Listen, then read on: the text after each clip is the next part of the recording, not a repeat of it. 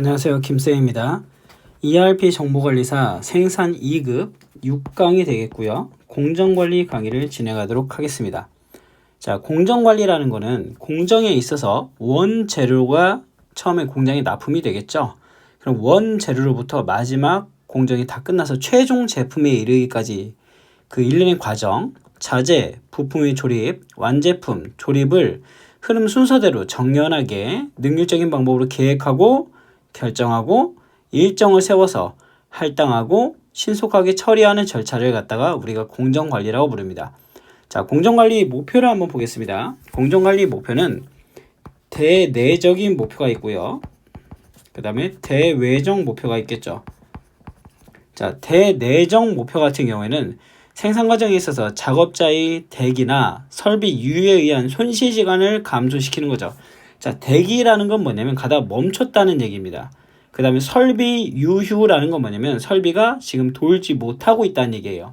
다른 말로 하면 설비에서 고장이 났거나 아니면 품질에서 이상이 생겼거나 아니면 인력이 부족한 상태가 되겠죠. 이런 손실 시간을 감소시켜서 가동률을 향상시키고 자재의 투입에서부터 제품 출하되기까지 이 일련의 시간을 갖다가 보통 한 주기라고 부르게 되겠죠. 생산 리드타임, 이 시간을 갖다 단축함으로써 제공품의 감소와 생산 속도의 향상을 목적으로 하는 게 대내적 목표입니다.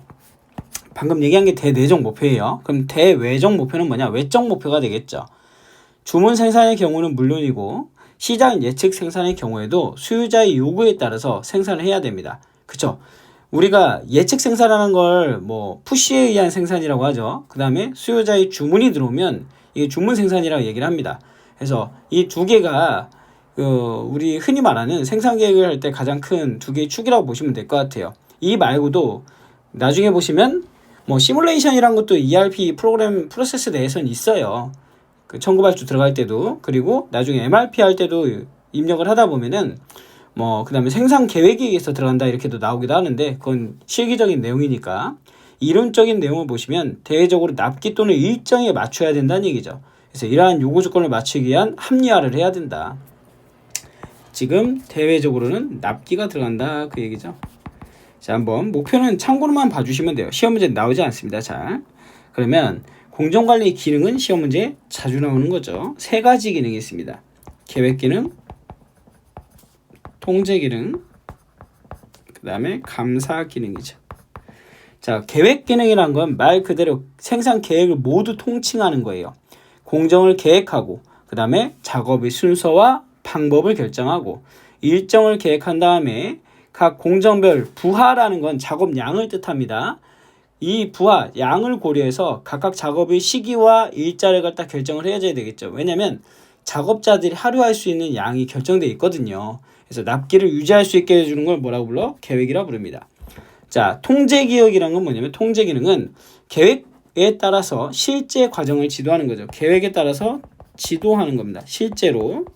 자, 지도를 하다 보면은 원래 계획에 맞지 않을 수도 있고 비교하게 되겠죠. 원래 계획은 이번 주 목요일까지인데 목요일까지 못 갈 것 같잖아요. 그럼 이 통제를 해서 더 일을 시키거나 아니면 계획을 줄이거나 하는 일이 필요하겠죠. 이런 기능을 뭐라 불러? 통제 기능이라 부릅니다. 자, 그러면 감사 기능은 얘가 시험 문제 자주 나와요. 말 그대로 계획과 누구와 누구를 비교하는 거예요. 계획과 실제를 갖다가 비교하는 겁니다. 그러면 계획은 몇 개를 만든다 했는데 실제 해보니까 차이점이 생겼겠죠. 그 차이점을 갖다가 뭐라는 거예요? 분석하는 거죠. 왜 이런 일이 벌어졌는가? 왜 우리가 원하는 걸 결정적으로 달성하지 못했는가? 그런 적절한 조치를 취하게 되는 겁니다. 그래서 이를 해서 분석하고 조치를 취하고 그 다음에 개선해 나가는 활동, 이걸 우리가 뭐라 부르냐? 감사 활동, 감사 기능이라 부르죠. 그래서 이 감사 기능은 시험 문제에 자주 나오더라. 한번 봐주시면 될 것 같고요. 자, 그 다음에는 공정 계획이라는 게 있습니다. 공정 계획은 라우팅이라고 불러요. 그래서 이 용어들도 좀 기억을 해주시면 좋습니다. 공정 계획 책에는 다 써 있겠죠. 어떤 책에든지 다 써 있습니다. 자, 공정 계획은 라우팅이라고 부르는데 원재료를 어떻게 사용해서 어떤 공정에서 가공할 것인가. 즉 작업의 순서. 공정 계획은 크게 보면 순서. 그 다음에 작업 시간. 자, 그 다음에 표준 시간. 표준 시간 얘기하는 거죠. 표준 시간. 자, 그 다음에 각 작업이 행해질 장소를 결정하고. 그 다음에 뭐 한다? 할당하는 거. 요 과정을 우리가 뭐라 부른다? 공정 계획이라 부른다. 정의들도 기억을 해주세요. 이때는 리드 타임하고 소요되는 자원의 양을 꼭 결정을 해줘야 되겠죠. 자, 그 다음에 이 다음에 공정계획 다음에 우리 교과서 보면 공수라고 그러죠. 공수라고 나오는데, 공수라는 건 뭐냐면 예정표에 의해서 작업량이 결정이 됐어요. 그럼 양을 갖다가 구체적으로 결정하고, 자, 작업량을 구체적으로 결정하고 이를 갖다 뭐 해주는 거야? 현재 인원과 설비 능력, 현재 인원과 기계 능력이죠. 기계 설비 능력을 고려해서 조정하는 겁니다. 조정을 하는 거를 우리가 뭐라 부른다? 공수라고 부릅니다. 네, 이 공수 안에는 또 두 개로 나뉘어요. 뭐? 부하계획과 능력계획이라는 게 있습니다. 여기도 시험 문제에 자주 나옵니다, 여러분. 부하계획이라는 건 뭐냐면, 부하라는 건 아까도 말씀드렸지만 저항이 걸렸다는 거예요. 저항이. 즉, 우리가 옛날에 우리 어렸을 때 보면은 과학 시간에 전구에다가 그 건전지 연결해서 그 불을 키우는 그 건전지 키트가 있었거든요. 그때도 썼던 얘기가 뭐냐면, 전압이 전류가 돌다가 어디에 저항에서 부하가 걸리는 겁니다. 그러면 그 부하가 뭐냐면 막 저항을 일으켜. 필라멘트가 막 그 안에서 막 열을 일으키겠죠. 그래서 우리 눈에는 빛으로 보이는 겁니다. 그게 하나의 키트로 나온 건데, 그때 그 저항에 걸리는 걸 부하라고 불러요. 부하. 자, 그래서 여기서는 생산에서도 마찬가지입니다. 사람들한테 저항은 뭘까요? 할당된 작업이 되겠죠. 그래서 이 부하라는 게 걸리게 되는 겁니다. 즉, 부하 계획이란 거는 최대 작업량과 그 다음에 평균 작업량, 최대 작업, 평균 작업 비율을 갖다가 부하율을 최적화할 수 있는 그 작업의 할당 계획입니다. 즉, 어느 정도 선을 유지해야 되느냐, 이 부하를 초과하지 않게 일을 시킬 수 있느냐, 이게 부하 계획이죠. 적정성, 그 일을 시키는 적정선을 얘기하는 겁니다. 능력 계획이란 건 우리가 보통 캐패시티라고 부르죠. 그래서 용량이라고 부릅니다. 용량, 즉 작업할 수 있는 용량을 뜻해요. 사람의 인적 능력을 뜻하겠죠. 그래서 보통은 이걸 줄여가지고 현장에서는 캐파 이렇게 얘기하기도 합니다. 능력계획은 부하계획과 더불어 기준의 조업도와 실제 조업도의 비율을 최적화하게 유지시키는 거죠. 능력이 안 되는데, 그죠? 업무를 갖다가 더 많이 시키면 우리가 흔히 말하는 과부하가 걸리는 겁니다. 그래서 이 두 개 기억을 해주시면 될 것 같아요. 자, 그 다음에는 일정 계획으로 들어갑니다. 스케줄링이라고 부르는 거거든요. 자, 지금 제가 중간중간에 정의를 말씀드리는데, 이 생산에서는 정의가 시험 문제 자주 나와요. 그래서 정의를 갖다 꼭 기억을 해주시면 됩니다. 자, 스케줄링이란 거는 뭐냐면, 계획 및 절차 계획 및 공수 계획에 기초를 두고 생산에 필요한 원재료를 반입해서 완성품을 만들기까지를 갖다가 구체적으로 할당하고 작업하는 과정, 그 시기를 결정해 주는 거, 수행해야 될 시기를 결정해 주는 걸 뭐라 부른다? 일정 계획이라 부른다. 즉 스케줄을 짜는 거죠. 스케줄을. 그래서 이 스케줄에는 뭐가 있냐면 우리가 흔히 말하는 대, 중, 소가 있습니다. 자, 대일정이란 거는 뭐냐면 마스터 스케줄이라 불러요. 장기 계획 또는 얘를 갖다 주 일정 계획 또는 대강 일정 계획이라 부르는 거예요. 그래서 이 납기에서는 여기서 중요한 건 뭐냐면 대일정 계획은 제품별 또는 부품별 계획이란 거죠. 부품별로 계획을 잡는다. 핵심 포인트입니다. 작업 개시일과 작업 시간, 완성일을 짜는 걸 뭐라 부른다? 대일정 계획. 자, 중일정 계획은 뭐냐면 오퍼레이션 스케줄이라 불러요. 그래서 얘는 대일정 계획에 의해서 내려온 게 되겠죠. 그래서 대일정 계획에 준해서 제작하는 세부 작업입니다. 여기서는 뭘 계획해요? 공정별. 좀 세부적으로 넘어갔죠? 공정별, 그 다음에 또는 부품별. 이 안에 더 세부적인 부품별로 들어오겠죠. 부품별 일정 계획을 갖다가 중일정 계획이라고 부릅니다. 자, 중일정 계획은 작업 공정별 일정 계획 또는 제조 계획이라고 부르기도 해요. 그 다음에 제일 아래쪽으로 내려오면 여기서 소로 내려오겠죠. 소. 이 소 일정 계획 같은 경우는 디테일이죠. 세부적인 스케줄링 계획이라는 겁니다. 중 일정 계획을 기초로 해서 지시 일정에 따라서 이제는 뭘로 나눠요? 특정 기계. 좀 더 구체적으로 내려가죠. 특정 기계라든가 또는 작업자에게 할당될 양을 결정해 주는 겁니다. 언제 이 작업자가 언제 이 기계가 언제 시작해서 언제 끝느냐 이거죠. 그래서 이 소일정 계획을 통해서 뭐 하는 거예요? 진도 관리. 그 다음에 작업 분배가 이루어진다. 이런 식으로 구체적으로 이루어지는데 요 대일정 계획, 중일정 계획, 소일정 계획은 주간식에도 많이 나오고요. 그 다음에 객관식에도 상당히 많이 나오다 보니까 여러분들이 기억을 해주시면 좋겠습니다. 자, 그 다음에 원래 이 사이에도 뭐 일정 계획 수립 시 방침이란 것도 있어요. 작업 흐름을 신속하게 하겠다. 그 다음에 생산 기간을 단축시키겠다. 가동률을 향상시키겠다.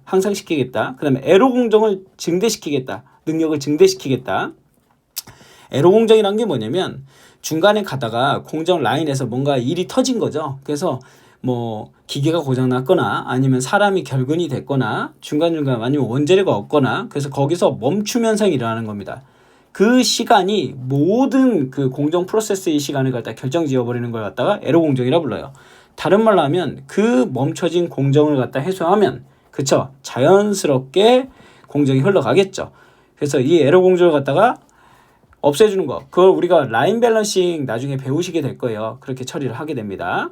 생산활동을 동기하는 거 시작과 끝을 맞춰주겠다라는 게 일정 수립 시에 방침이 나오는데 이건 나중에 라인 밸런싱 나올 때 다시 한번 얘기하기로 하고요. 그 다음에 공정분석도 나옵니다. 자, 항상 정의가 중요하다 했어요. 공정분석은 작업 대상물이 순차적으로 가공되어 제품이 완성되기까지의 일련의 과정, 이 경로를 갖다가 시간적, 공간적으로 명백하게 설정하고 작업을 효율적으로 관리하는 표준화된 그런 관리 내용을 갖다가 우리가 공정분석이라고 부릅니다. 공정분석 기호가 있죠. 기호를 갖다가 우리가 배울 텐데 공정분석 분류 기호는 가공, 그 다음에 운반, 그 다음에 검사, 그리고 정체라는 게 있어요. 정체. 이렇게 크게 뭐 4개로만 나뉘는데 이 안에 예전에는 기호가 틀렸던 것도 있고 그러거든요. 그래서 뭐 길브레스보와 아셈보 해가지고 2개가 분리가 되는데 그거는 나중에 그림을 보시면서 설명을 드리고요. 하나씩 보겠습니다. 가공 공정부터. 자, 가공이란 건 뭐냐면 오퍼레이션이라고 부르고요. 실제 대상물의 변질이나 변형을 주는 거죠. 얘만 변질이나 질을 변경시키거나 변형을 이룰 수 있는 겁니다. 실제 형태를 변형시킬 수 있는 거예요. 그래서 대상물을 목적에 접근시킬 수 있는 유일한 방법입니다. 그래서 뭘 창출한다? 그죠? 부가 가치를 창출해내는 과정을 우리가 공정이라고 부른다. 공정 분석에서 가공이라고 부른다. 가공. 이렇게 봐주시면 될 것 같고 이 가공도 상당히 많이 나옵니다. 자, 그 다음에 운반이라는 게 있죠. 운반. 트랜스포테이션이라고 부르는데 운반 공정은 어느 작업장으로부터 어디까지 이동을 시키는 걸 우리가 운반이라고 부릅니다. 자, 이때는 적재, 이동, 하역을 하는 상태를 말하는데요. 이 시험 문제 나왔는데 아닌 게 있어요. 무슨 얘기냐? 저 멀리 있는 부품 창고에서 라인이 있는 뒤에다가 뒤에 간이 창고가 있는 거죠. 예를 들면 저 멀리 원재료 창고가 있어. 그 원재료 창고에서 내 바로 뒤에 있는 생산 라인 작업자 바로 뒤에 있는 간이 창고에다 몇 개를 갖다 놓은 거예요. 왜? 귀찮으니까. 아니면 원재료 창고가 너무 머니까 일부를 갖다가 내 뒤에다 보관하다가 작업을 계속 하고 있는 겁니다. 자, 이렇게 그 가까운 작업대에서 바로 재료를 가져오는 것은 운반이라 보지 않아요. 그리고 마지막에 제품을 쌓아두든지 하는 그 경우에는 가공의 일부를 하고 있는 상태로 또 보는 경우도 있죠. 그래서 독립된 운반의 상태로 볼 수 없는 상태를 갖다 지금 말씀드렸습니다. 다시 한번 얘기할까요? 가공을 위해서 바로 원 재료 창고에서 갖다 놔서 내 바로 뒤에다 놨다가 왔다 갔다 하면서 쓰는 거. 가공할 때 뒤에다가 얘는 뭐가 아니다. 운반이 아니다. 그 다음에 중간중간에 제품을 쌓아둔 상태에서 가공 일부를 하고 있는 거는 뭐라 부른다? 이건 운반이 아니다 라고 얘기하는 겁니다. 그래서 독립된 운반으로 볼 수 없다 라고 보시면 될 것 같고요. 검사 공정은 양적 검사와 질적 검사가 있습니다. 양과 질로 나눈다는 얘기죠. 양적 검사는 수량, 중량을 측정하는 걸 양적 검사, 질적 검사는 말 그대로 품질을 결정하는 거죠. 그래서 제품의 가공 정도라든가 품질 등급에 따라서 분류하는 걸 우리가 품질 검사라 부릅니다. 두 개가 있다. 그 다음에 정체라는 건 뭐냐면 딜레이, 멈췄다는 얘기죠. 대기와 저장이 있습니다. 이 정체에도 대기와 저장이라는 게 있죠. 이 저장이라는 건 뭐냐면 우리가 옛날에도 저장이라는 말을 많이 썼었죠. 저장은 한번 저장하면 오래 보관하는 겁니다. 다른 말로 얘기하면 계획적으로 보관하는 거예요. 그리고 대기 같은 경우는 뭐냐면 잠깐 멈췄다는 얘기죠. 부품이 다음 가공 및 조립을 위해 일시적으로 기다리는 걸 얘기합니다. 그래서 대기와 저장 상태 기억을 해주시면 될 것 같고요. 얘네들을 갖다가 길브레스 부하고 아셈버에서는 좀 다르게 표현하고 있어요. 길브레스 부호에서는 얘를 갖다 동그라미로, 가공을 동그라미로 놓고요. 그 다음에 운반을 예전에 조그만 동그라미로 표현을 했대요. 그리고 검사는 뭐 네모, 그죠? 그 다음에 정체는 이렇게 역삼각형으로 표현을 했답니다. 자, 그 다음에 에셈버에서는 어떻게 표현했냐면 좀 바뀌었어요. 왜냐면 이 큰 동그라미와 작은 동그라미가 누가 표현하냐에 따라서 그 크기가 보기 애매하거든요. 그래서 똑같이 가공은 동그라미, 운반은 이렇게 화살표로 표현을 하게 됐습니다. 검사 똑같이 네모로 쓰고요. 그 다음에 이제부터는 정체를 두 개로 나눴습니다. 뭐로? 대기를 뜻하는 딜레이, D와 그 다음에 저장을 뜻하는 역삼각형으로 나누게 된 거죠. 얘가 저장이 되고요. 얘가 대기가 됐습니다. 이렇게 나눠놨다. 얘는 길브레스, 얘는 뭐예요? 그죠? ASME 기호가 되겠죠. 이것도 시험 문제 자주 나오거든요. 기호 자체도 참고로 해서 봐주시면 될 것 같고요. 이거 말고도 나중에 교과서 보시면은 글자들이 좀 많이 나와 있어요. 여기 안 나온 것 중에 검사도 또 뭐로 나눠? 검사도 엄밀히 따지면 수량 검사와 품질 검사로 나누게 되겠죠. 자, 수량 검사를 뜻하는 기호는 뭐예요? 지금처럼 네모를 뜻하게 되고요. 품질 검사를 뜻하는 기호는 이렇게 다이아몬드를 뜻합니다. 다이아몬드 이렇게 됐다. 자, 그 다음에 보조 기호들도 있으니까 나중에 여러분들 보시고 시험 문제는 가끔 복합 기호도 나와요. 복합 기호라는 게 뭐냐면 이렇게 된 걸 물어본 거죠. 이렇게. 그러면 외부에 겉에 큰 기호는 과정이라고 공정이라고 보시면 될 것 같고요. 안에 들어가 있는 건 보조 공정이에요. 얘는 뭐 한다는 얘기 지금? 수량 검사를 주로 하면서 같이 뭐도 하겠다? 품질 검사도 하겠다. 자, 그럼 얘는 뭘까요? 얘는 가공을 주로 하면서 수량 검사도 하겠다. 이런 것들 공정기호에서 시험 문제 나오니까 참고해서 알아두시면 좋을 것 같습니다. 자, 그래서 오늘은 여기까지 해서 마무리 짓는데 원래 이거 말고도 그 다음에 이런 공정분석 기호하고 동작 분석 기호에서 셔블릿 기호라는 게 있어요. 나중에 오프라인 강의를 들으시는 분들은 셔블릿 기호를 설명을 드릴 텐데 우리가 알고 있는 우리 흔히 말하는 졸라맨 있죠. 얼굴 크고 몸이 작은 나중에 여러분들 보시면 셔블릿 기호예요. 길브레스 기호라고 가끔 얘기하는데 이게 왜 그러냐면 길브레스가 자기 이름을 거꾸로 만든 게 셔블릿 기호야. 그래서 공정분석이 대가죠. 결국에는 길브레스 기호도 만들고 셔블릿 기호도 만들었으니까요. 다른 말로 하면 공정분석 기호와 동작분석 기호 모두를 만든 사람입니다. 물론 혼자 활동을 한 거 아니고요. 아내랑 같이 활동을 했죠. 다음에는 이 셔블릿 기호에 대해서 간단하게 설명을 하면서 길브레스 사람이라는 사람에게 어떤 사람이었는지 설명을 하면서 과학적 관리 기법을 좀 알아보고 넘어가면서 진행을 하도록 하겠습니다. 자, 오늘은 여기까지 마무리하고요. 이상으로 공정분석은 거의 다 끝났어요. 그래서 이제 공수만 좀 더 하고 나중에 공정분석 관리 기법 여기만 하면 끝납니다. 이게 생산은 양이 적어요. 얼마 양이 안 되다 보니까 여러분들이 여기저기서 시험 문제 나올 수 있다는 걸 다 알고 넘어가는 게 좋습니다. 자, 오늘은 그럼 여기까지 하겠습니다. 자, 수고하셨습니다.